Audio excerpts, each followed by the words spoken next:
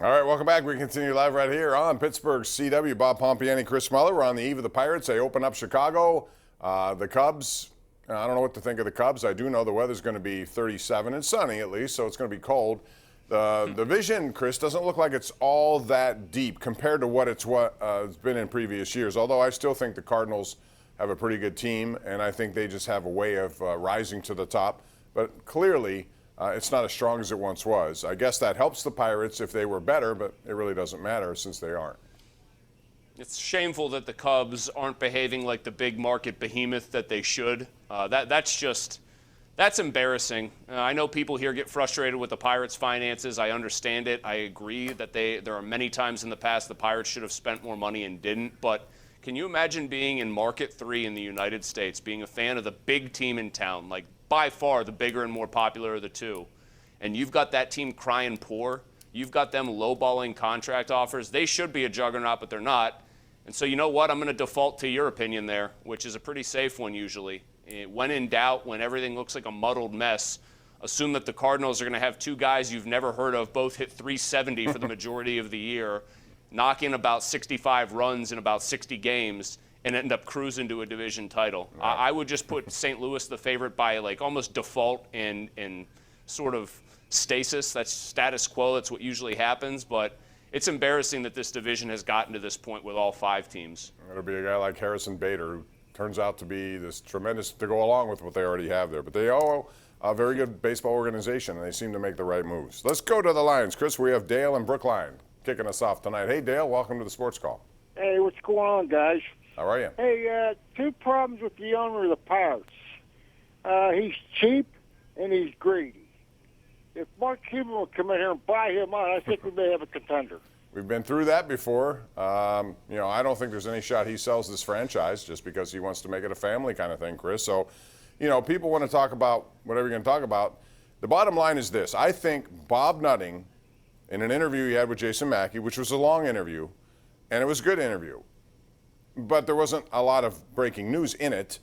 The only thing, though, that he did was put pressure on his GM because he said we've heard this before too, Chris, we'll spend when the time is right. The only way the time is going to be right is if the GM does his job. And if he doesn't, GM has to do a great job. Right. Then, so what's the point of making that statement? It's almost a weird, low-pressure situation for Bob Nutting because it's going to be 2-3 years bare minimum before your GM might put you in a position to have to do that. The one thing I thought from Jason's interview that I had never seen in print or heard from Nutting before, to the degree that he put it out there, was his sort of complaint, I guess, or his frustration with baseball's current economic system and how he just feels like it's not right, basically. If it's not right and you don't like it, make a huge public stink about it the next time there's negotiations going around. That would be my problem. I've never heard him utter publicly any kind of statement around negotiations that would maybe put him in a position where he's taken a little bit of heat from all sides nationally and from other owners. It was interesting to hear him say that to Jason, for sure, and credit to Jason for getting that out of him, because I know that's a tough subject, but I've really never heard him on any kind of national stage express his displeasure, so that just sort of makes me wonder about how genuine it is. Yeah, true. But also, if he wants to be a hero, or at least have more heroic backing, he'd do it for the sake of this franchise. Because quite frankly, the economics suck in baseball, and it gives all of these people who don't want to spend an excuse not to spend. He should be the guy rallying up the troops. All of those other owners say, hey, look, you're in the same position I am. Let's stand up to this. Let's try to get something similar to what baseball has or some of these other major sports. So we'll see how that goes. Well, that's the problem, though, Bob. Like, the value of the franchise is what matters to a lot of these guys. I mean, that's the issue. That goes up every year no matter who you are. They lost $21 million last year. So that's my point. It doesn't matter. Okay. That's my point. So what is the real impetus? And I'm not just saying this about Bob Nutting. I'm saying this about, maybe 18 to 20 owners in the sport in smaller markets that don't have huge TV deals? If you know that your franchise's value is going to increase by a lot every year by the nature of the beast here, what impetus do you have to spend big money, maybe beyond what you're comfortable spending, to field a winner? Because you're still making money no matter what in the transaction. Right. Yeah, that's it. It keeps going higher and higher regardless. And everybody took a loss last year in the pandemic, and they did too. But it doesn't matter when the franchise value keeps going up. All right, let's go out to Bruce in Du Bois. What's up, Bruce? How are you? Good. How are you guys doing? We're good, thank you. Good. Hey, my prediction in Pirates, I'm predicting between 65 and 70 wins. I'm basing it. I think their offense, their defense, and their base running is going to be much improved over last year. Their starting pitching is the big question, and what we can get. I don't know if Anderson and these guys, if they that starting pitching that's the worst starting rotation I've ever seen them come to North with. I don't know, Bob. Can you think of one off the top of your head that had less proven commodities that were ready to go?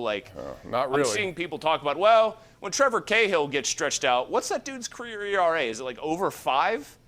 He's a journeyman just like Anderson is. He's the same thing. Right. So 65 to 70 wins, again, to me, you want them to get the number 1 pick, so you shouldn't be that concerned with wins and losses. But with that starting rotation, that seems even 65 to 70 seems like a very high number to me.